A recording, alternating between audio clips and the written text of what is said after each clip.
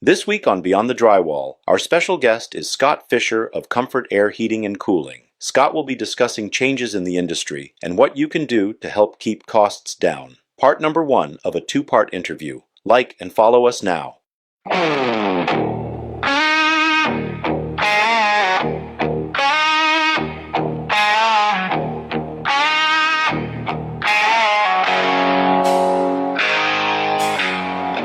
Hello.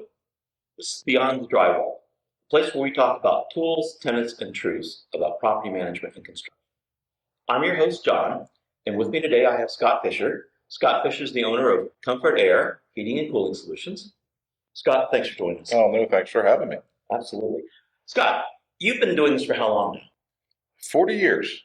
Really? Time flies when you're having fun. Huh? It does. Okay. And what is it that you do? What services? So we are a residential, commercial heating and air conditioning, all aspects of heating and air conditioning for homes, replacement, service, maintenance, kind of take care of all things that are needed. New home construction, flip house construction, Remodels, remodeling homes, whatever's needed for consumer. And you've been doing this for 40 years. How'd you get into it? After high school, did a little college and got bored with it, needed to make some money. My parents moved and I said, well, let's go find a job that can try to pay the bills. Were you married at that point? No, still single at that time when I was 18. Not more was shortly after that, but no, that's But I imagine you had to go to like a technical school. at the time you did not. Really? A lot of people took the technical school path in high school, Right. trade school. Right. I just went through regular high school. All right. Then just a job opening came up for a helper. I picked it up and just learned from there. Learn that way. Yeah. Okay. So training that On way. the job training. You've been doing this for 40 years. What areas do you cover? Currently, I mean, we're located in Harford County, but we cover Baltimore County, Baltimore City, Anne Arundel County. We're doing Cecil County. Company's grown in a short period of time. The reality is we've only been around. The company's been in business for 20 years. I've had it for 6 years now. And I think we started working about that time. Yeah, that's probably about it. You started on Comfort Air. And I know you've grown a lot since then. Yes. Since then. Yes. You got Started out small. We're up to about 8 people right now. So Really? we're growing. very good. So that's your footprint, Anne Arundel to Hartford. Mm-hmm. Okay. Any other areas? Not at this time.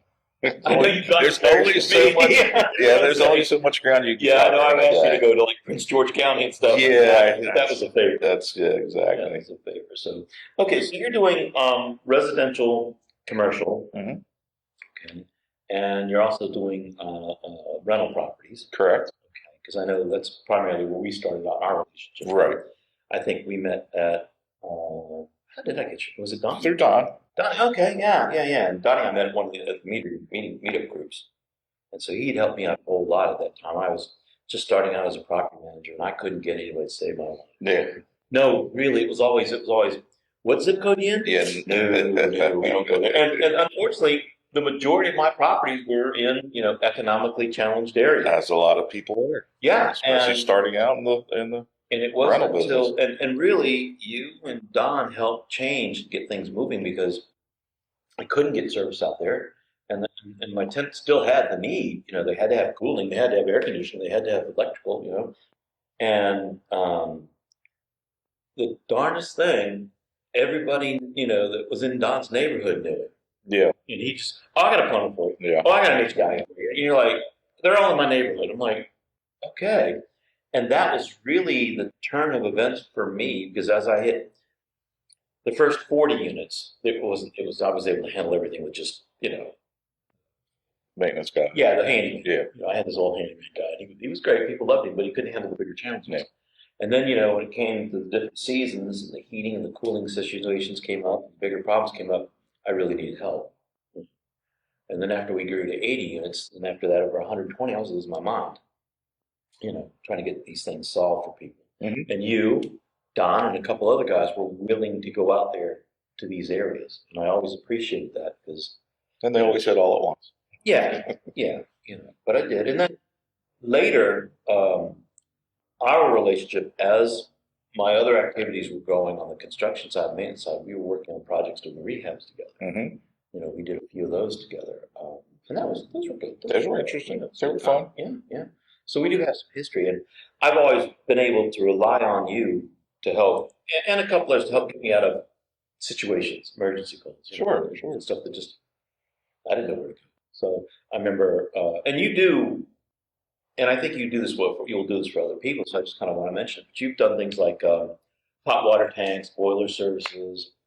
I think I had an emergency gas call. I had to get you out there, because you only got 24 hours to get that rectified once I shut Once you you down. have gas leak, yeah, gotta get it taken care of quick. So yeah. So, and that's been enormous to help me out. So lately, how's the economy been treating Um, the biggest challenge we have currently is just costs of everything we're purchasing. It is seem to really you? Materials? materials have really tracked up. Really? Um, And I imagine that goes to even the actual. like post pandemic, and when the pandemic happened, it was going to happen, and things increased. But for whatever reason, even though things seem to be going better, costs are still rising ridiculously. Just for example, I have a pellet stove at home. Love my pellet stove. Right, Keeps my gas and electric bill down. right. I mean, pellets used to be $3.54, $4.50 a bag for the good ones. I just picked up 10 bags the other day. They were $9 a bag. I'm like, okay, what is the reasoning behind it? Yeah.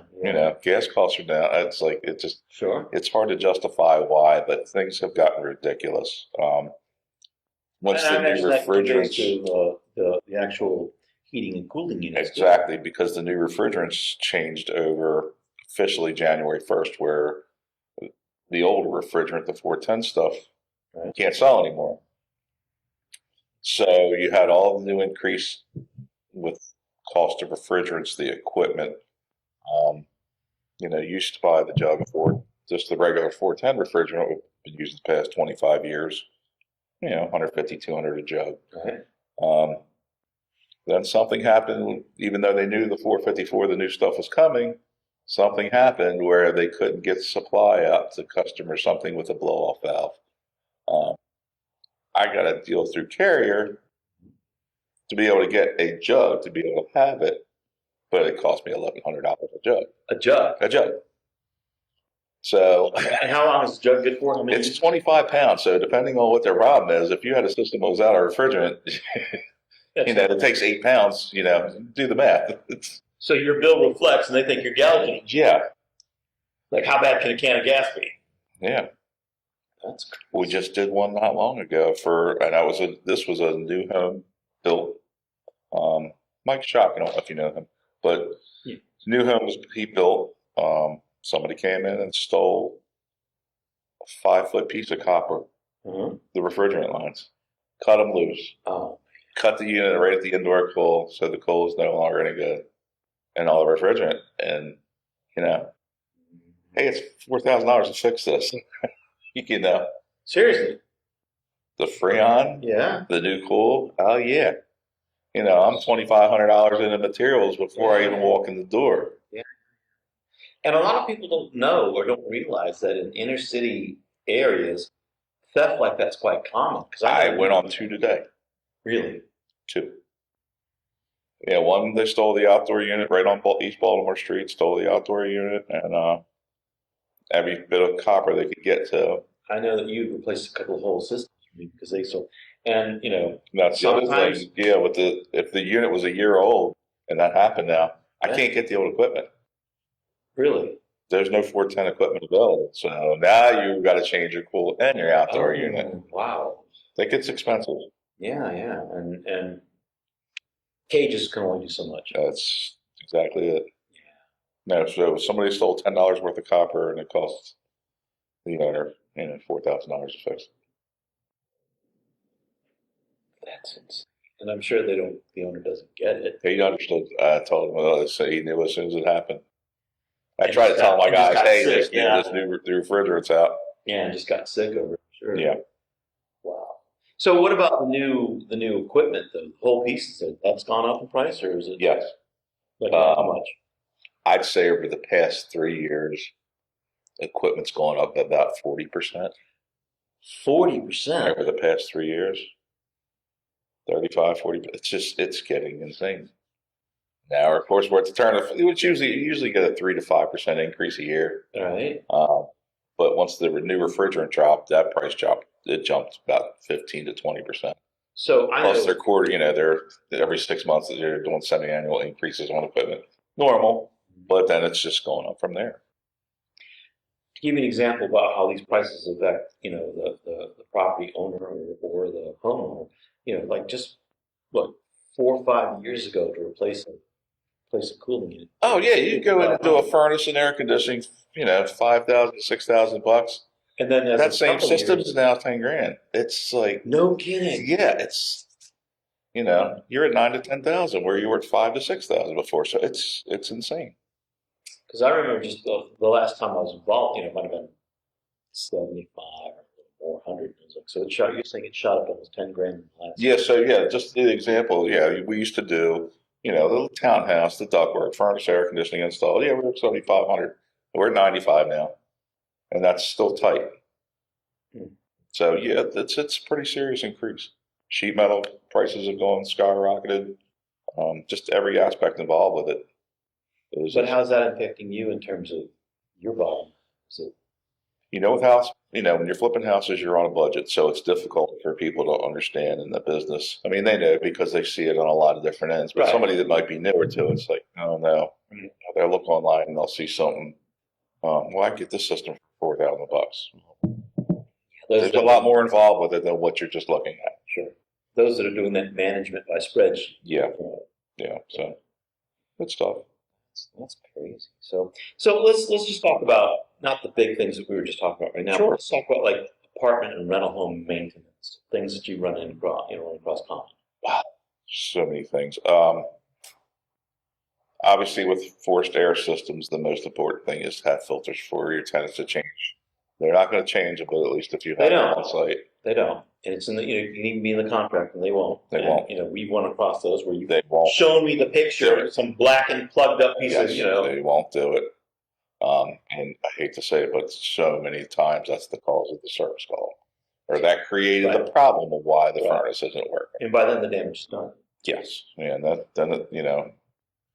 the block filter slowed the airflow down, made the limit go off and on too many times on the furnace, and the limit's no good now. Put a stress on the coil. Yeah, Yeah. or they'll pull the filter out and just throw it off the side, and then it's a whole other thing. Right. And then as a result, what the tenant might see or the going out the backyard is seeing the cooling system all caked up. Especially in the city, there's a lot of dust, and the air conditioners are like magnets. So yeah, it's cleaning holes, changing filters is number one. Okay. What else? The seasonal type stuff that they should keep in mind to do. Water heaters checking. What's a good indicator on a water heater? I mean, I know there's a plate. Most people don't know, but there's a plate stamp of the manufacture date on the water heater itself. Correct. And that usually a safe number is 10 years is always a safe number. Okay. But sometimes you see signs of it starting to go beforehand. A lot of times, if you're looking on top of the water heater or even on the sides, if you're seeing any rust marks, top, side, bottom, anywhere, that's usually an indicator. That's about to go. Yeah. And how much time would you start seeing that? Because Well, nobody looks at the water heater all the It's time. so much different. Like the older the water heater is, the more disastrous the water flood can be. Right. You know, The other thing, and we just had Rachel here. She's a building inspector, and she was talking about, and I know you've done this for me a couple times. You called me up and you prepared the situation, but the flues, the exhaust, they're always running down.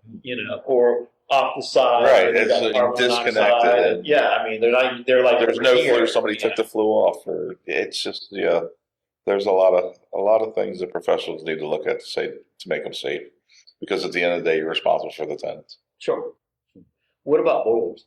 Because Boilers- still has a lot of old A boilers. lot of good boilers are good. The only downfall is you really don't have central air when you have a boiler.